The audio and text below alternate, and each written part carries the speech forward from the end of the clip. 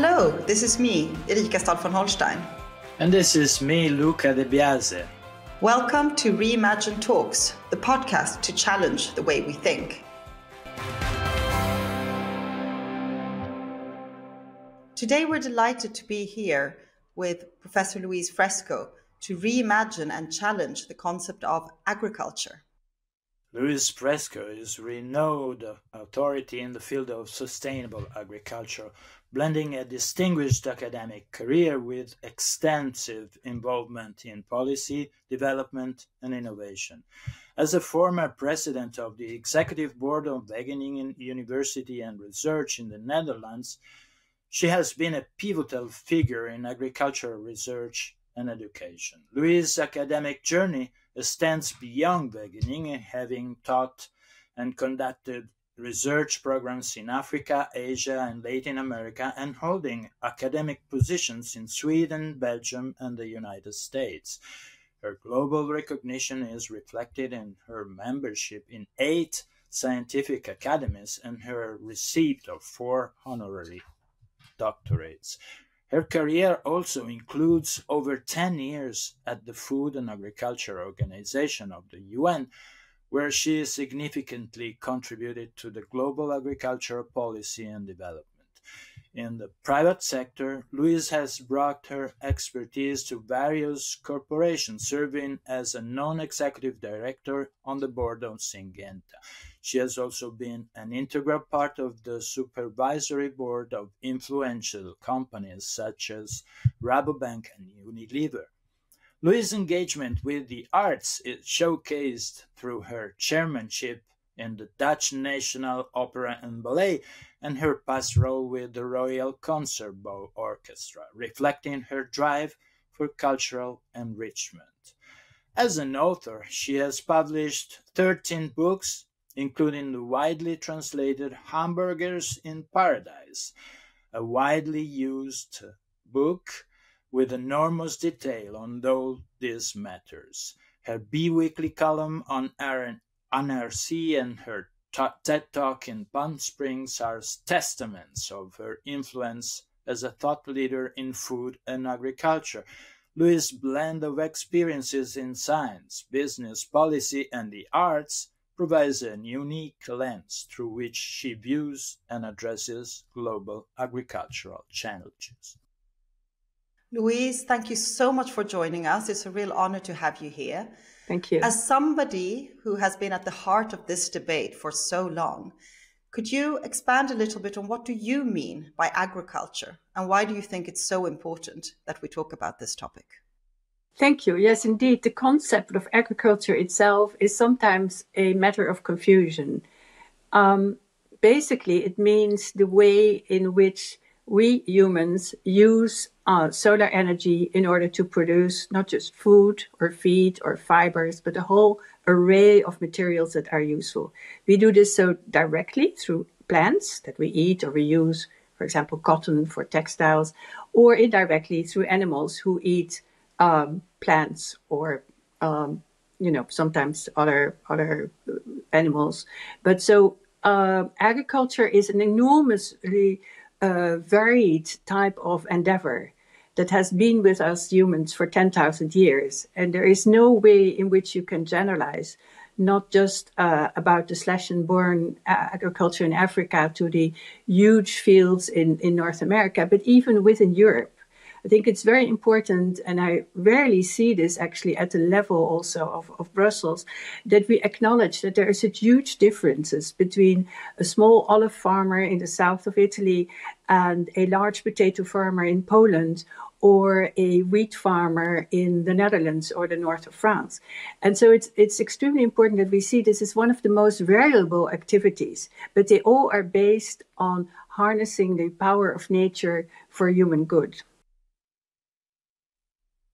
With the outbreak of the conflict in Ukraine, agriculture has once again become a central topic of political debate.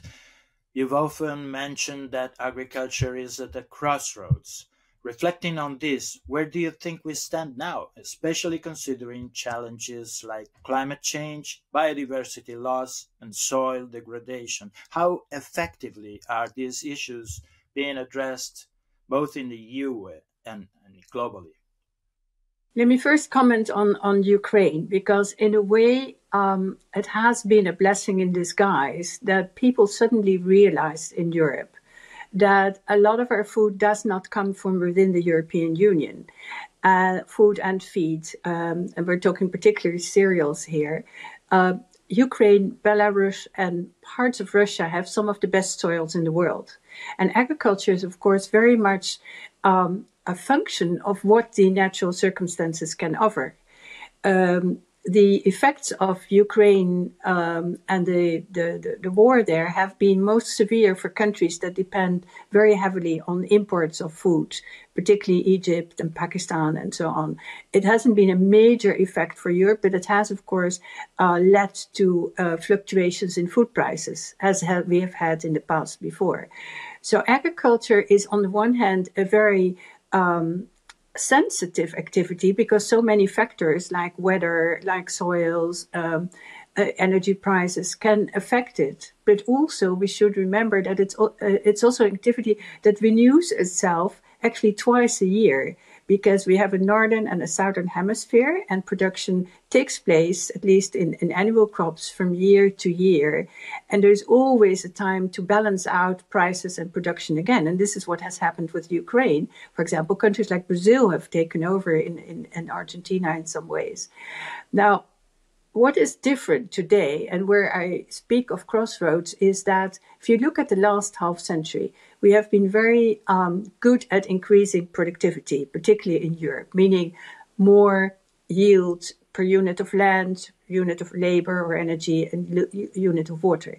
At the same time, that great success, and we're talking also worldwide, from a population increase that has been fed from, say, 3.5 billion to over 8.2 billion today.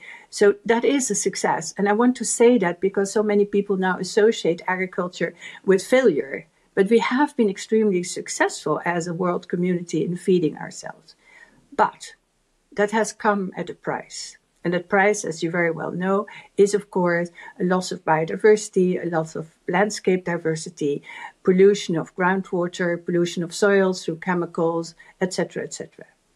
So the key word for the future is precision. It is doing what we can to make sure that plants and animals can grow under the best possible circumstances, but to do it in such a way that we have no negative side effects. And in fact, in agriculture, also try to capture some of that CO2 that we really badly want to get out of the atmosphere instead of into the atmosphere. Now, it is also at a crossroads, because what we don't have today, what we had 50 years ago, is labor. Strangely enough, although we have many more people in the world and many more people in the European Union, we don't have a lot of people in the rural areas. And we don't have a lot of people who want to work in agriculture, young people in particular. And if there's one thing that really worries me, it's the future of young farmers. And I hope very much that the dialogue we're engaging is also a dialogue where they see a future, that they see a future not just hanging on, but really a future they can be proud of, a future of innovators, a future of people who can do more than just producing cheap food. And to give you one window to the future in this crossroads, say in 2050, when we will have phased out a considerable part of the fossil fuels, of course, we need to produce the petrochemicals, say the chemicals that come as a side product of fossil fuels, the plastics, but also the pharmaceuticals, the oils, the emulsions, and so on. We need to produce them from plants, because fossil fuels, of course, are nothing else but very old plants. So there is a new role for agriculture that very few people have thought about, which is not just producing the usual food and feed and fiber, but really going into replacing some of the fossil fuel industry, and possibly also energy, although I'm not a great shall say, advocate of using plants directly for bioethanol and so on. But so there are enormous amount of challenges: energy, labor, using our land wisely, and the way we do that, and also producing the right kind of stuff, including better nutritional value, for example. That, and below that is my keyword, precision. We have to do that, we can do it, but we have to do it much better than before. So you are proposing to some extent or underlining the need for deep transformation of this system in a highly complex environment. At the same time, you've often pointed out that there is a very deep polarization in the debate around agriculture. So on the one hand, we need to rethink these systems very deeply. And on the other hand, the political debate is very often locked in a stalemate of polarization. And in particular, there is a strong loss of trust when it comes to science and innovation. Would you like to delve into some of these issues a little bit more? And why do you think that they are so troublesome, considering the big challenge we have ahead?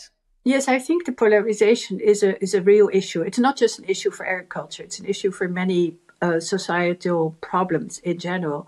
But in agriculture, what certainly plays a role is that the majority of the population in the world, but particularly also in Europe, is of course an urban population.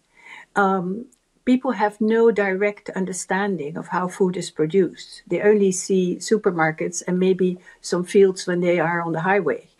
They have no idea of what is necessary, what is actually the problem for farmers.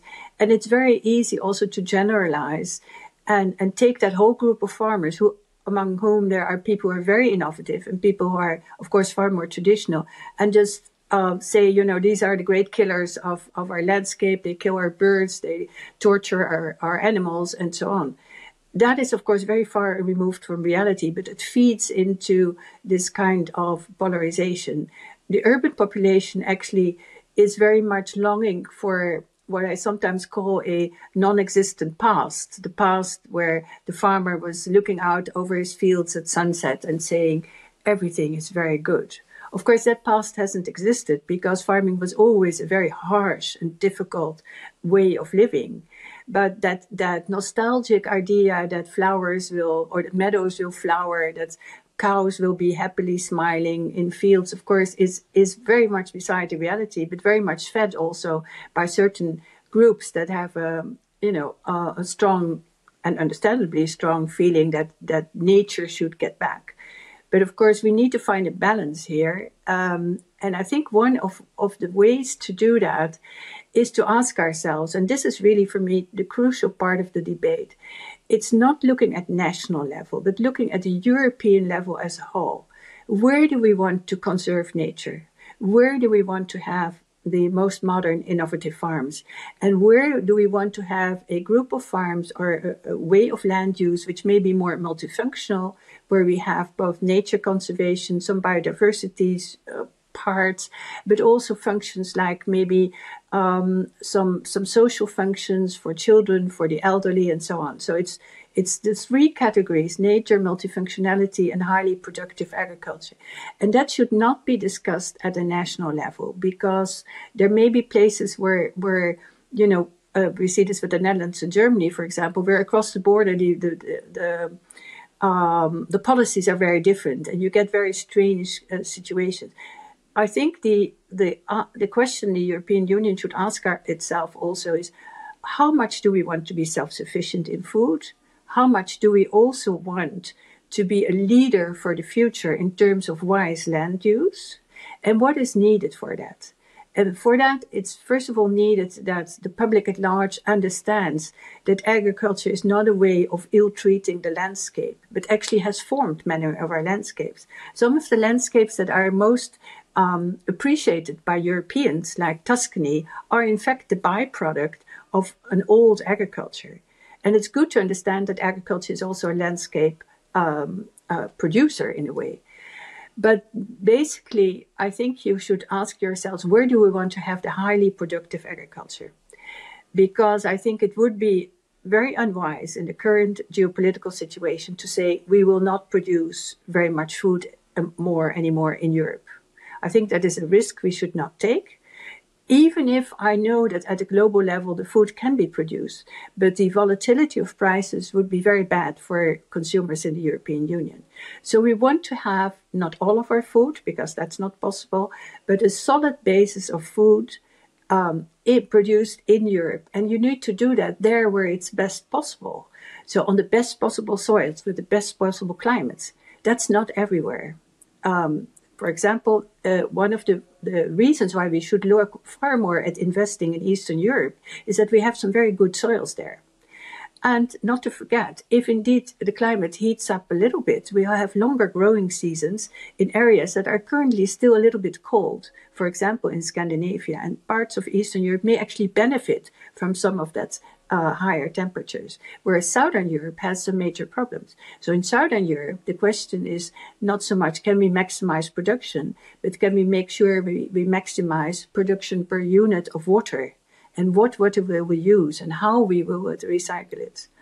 So all in all, underlying a rethink of where agriculture goes and to overcome this polarization, we should have a very realistic view of where we want to go.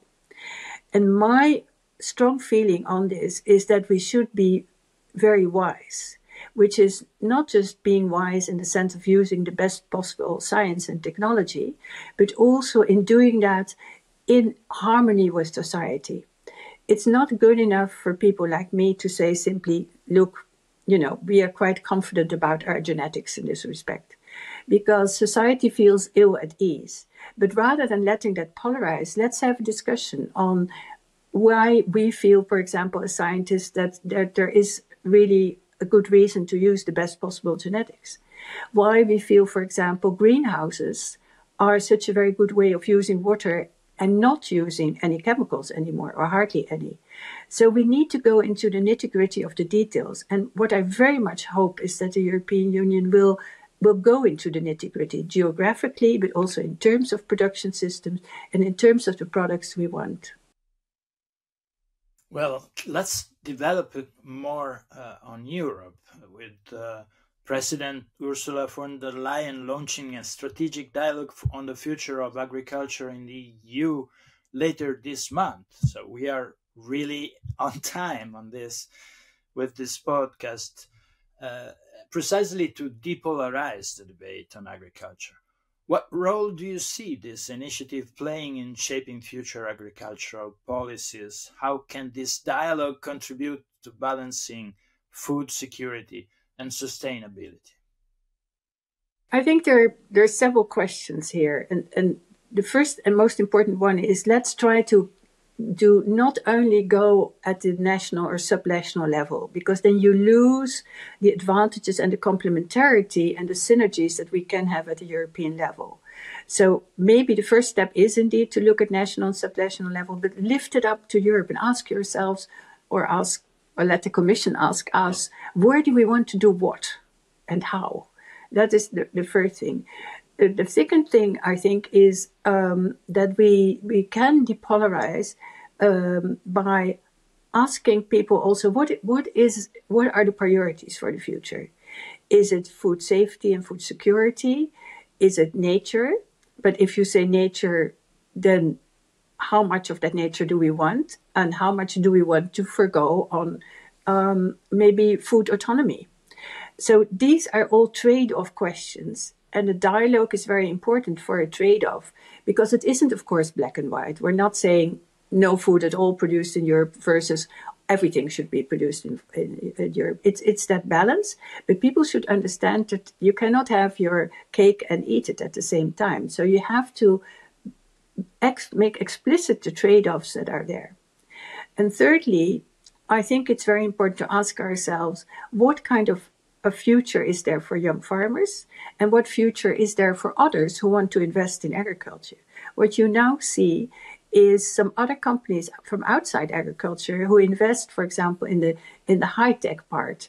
And I can see very easily in the next few decades that we will have tractors that are entirely powered by artificial intelligence, including through satellite imagery, through detailed soil imagery, and so on. Is that what we want? Tractors that can actually work day and night, don't have all the problems with labor that we have today? Or do we say, no, we want some of that hand person-made agriculture. We want people to pick apples.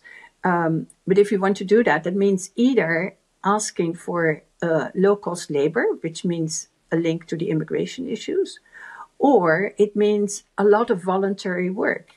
People who have a romantic image of agriculture often forget that that works very nicely in some sort of upper or middle class neighborhoods where people can grow their own tomatoes in schools, of course. But the work involved on a daily basis is quite a limiting factor.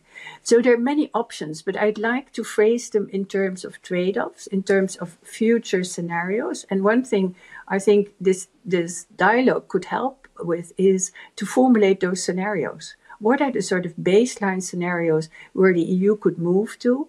And if that is what we want, what is the road towards that? How do we go there?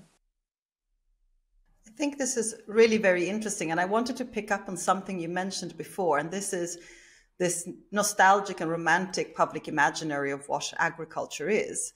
Because at the same time, agriculture has always been, to some extent, at the forefront of innovation. It's what allowed humans to organize in big levels. And agriculture has always been running at the forefront of whether it's the new seeds and things. So there is this kind of juxtaposition between reality and the public imaginary.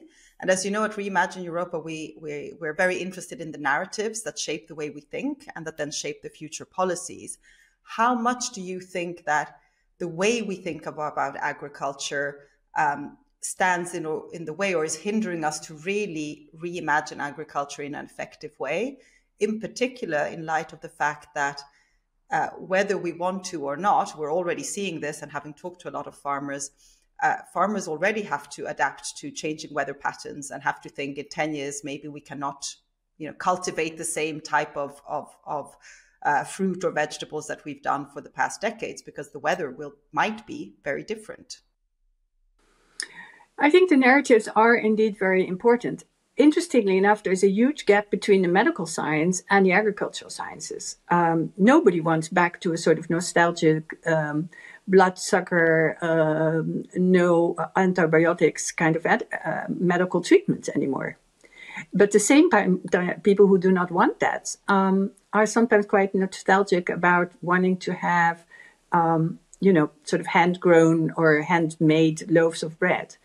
Now, if you look at this in detail, the medical example shows you that, in fact, the resistance against vaccinations, whether it's for COVID or something else, actually is blooming now, not in the most disadvantaged groups so much as also in some parts, particularly with young women in the middle classes.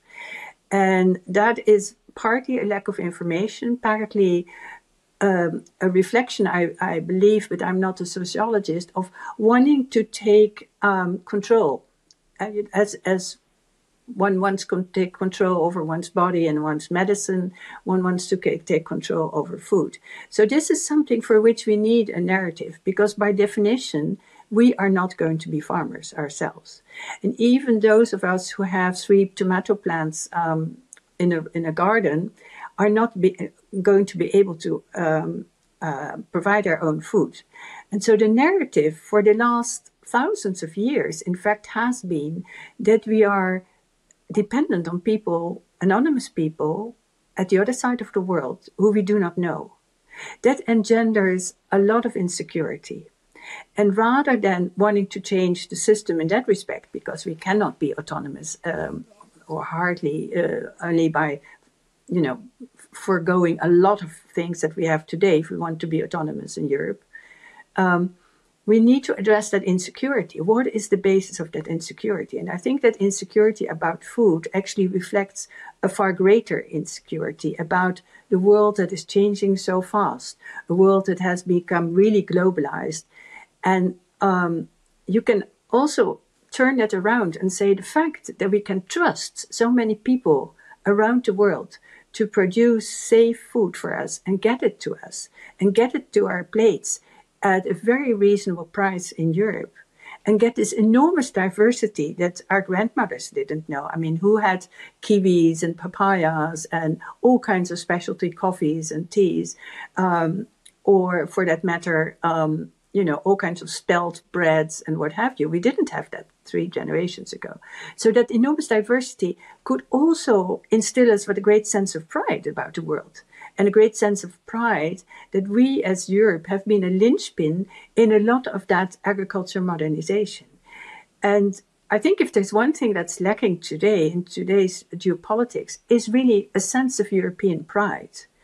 Yes, there are lots of things that are very worrying in the world, geopolitically, demography, migration, wars, what have you. But there's also a lot that makes our lives far more easy. There are a number of things we can do as individuals. And one big thing, of course, is to really make sure we don't waste food. And that's where the debate about agriculture should not be just about agriculture. It has to be about agriculture, food, nutrition, and the whole food chain, and the different players there. So my other recommendation, also to take out some of that black and white thinking, is to really involve, for example, the supermarkets. And not just, say, the farming communities versus the NGO communities on nature, but get consumer. Every European country has a consumer association. Everyone has an association of supermarkets. Let's all get together and animate a debate about these scenarios. What is it we want? And then try to grab at that underlying insecurity. Why are we afraid? What are we afraid of? And yes, it is okay to be afraid, of course, in this very confusing world. But there are things we can get control of as Europe, as individual families. Yeah, Professor, you mentioned in many ways innovations that we are creating, and of course the need for sustainability. What finally, with this podcast, what is the relationship between innovation and sustainability? Is it a trade-off or not? And what is the risk if we fail to integrate both innovation and sustainability in our approach to agriculture and food systems? Well, the sustainability in an absolute sense does not exist in agriculture, or for that matter, anywhere. As soon as you use a product, of course, you're taking something away from the ecosystem. So the question is not absolute sustainability, but is twofold. It's how can we regenerate the agriculture ecosystem from where we take our food or our textiles or whatever. So that's the regenerative agriculture for soils, but also making sure we contribute to the whole greenhouse gas discussion. And the other thing is to ask ourselves, again, what is the trade-off? Where do we want to forgo, for example, some of that landscape diversity because we want to produce wheat for bread at a certain productivity and a certain level for ourselves? So the issue is never sustainability in an absolute sense, but we can do much, much better than we do today because we're still wasting so many resources, whether it's energy or land. And that hence my plea also for making sure that we know exactly what we do where. There are beautiful areas, particularly if you look at Middle Europe, of either mountain areas or areas with forests and sandy soils. You don't want agriculture there. You want to make sure they also retain their capacity, for example, for water retention, so that we don't have these floods that we're currently. That is part of a sustainability approach, but it doesn't mean that one thing is absolutely sustainable and the other thing is not, because we sometimes will have to harvest some of these forests. And so understanding sustainability as a process, as a way of evolving as mankind is very important for us. And it's very interesting that when the term sustainability was coined by the Brundtland report, by the Gro Harlem Brundtland, the Norwegian former prime minister at the UN, the report was called Our Common Future. She used the term sustainability for the first time, and it came from Forestry. But there was nothing in that report about CO2. We were not aware of that. That report was, I believe, in '86. Now we're nearly, 45 years, 40 years further. So we are evolving, and it's a wonderful thing to know that we are evolving. We're learning every day, whether it's in agriculture, in medicine, in transportation, in energy studies. And although that is a source of insecurity for some people, it can also be, again, a source of pride and a source of comfort that we are able to do that as long as we have an open society and an open debate, an open exchange of opinions and science. So diversity not only in agriculture, but also diversity of opinions might actually be one of the key things that will lead us to the new ideas of the future. If I may interrupt you, Erica, diversity does not mean that the truth is somewhere in the middle as a sort of a halfway point. There are things that are correct and there are things that are incorrect. And it's very important that a dialogue doesn't lead to, okay, you say this, I say this, and then, well, maybe the truth is somewhere here. That's not always the case. For certain things, yes. But there are some hard facts that we should also really acknowledge as being hard facts. But you get there through diversity. I agree with that. No, absolutely. And I think we have a long way ahead. And I know that, in this time for this podcast, we can only scratch the surface of all the complexity and the debates around this very important topic. But I wanted to thank you very much for joining us, because this is a very timely moment to be discussing the future of agriculture. I think in Europe, we have been asking many of these questions. And of course, as shown by the fact that the president of the European Commission is launching this strategic dialogue and hoping to get some ideas of where we're going to go in the future and answer some of these trade-off questions that you mentioned, Louise. But if you could have one advice on how should we start to reimagine agriculture, what would you say your number one priority would be, just to end the podcast? I think my priority would be to engage the younger generations, because I think the fear of technology, for example, the fear of change is not as great in the under 40s as it is in the over 40s, or particularly the generation 40 to 60, who are insecure in many ways, are maybe not always tuned into a global world. So let this be a dialogue, not only of young people, of course, but a dialogue where also young people get their say, and let them also discuss how we make those trade-offs. For example, between climate change and agriculture. And if people say, okay, we should not have so much agriculture, then my counter question, and that's important in a dialogue, is always to have that counter question is, okay, and how are we going to feed ourselves then? What do you want? What are you looking for? And can you still have your green poke bowl and your orange juice in the morning, et cetera, if you want to have a more or less closed economy, where your orange is going to come from, not from the three little farms in Sicily, or in southern Spain. So the point is to get that younger generation reimagine, but involve everybody also.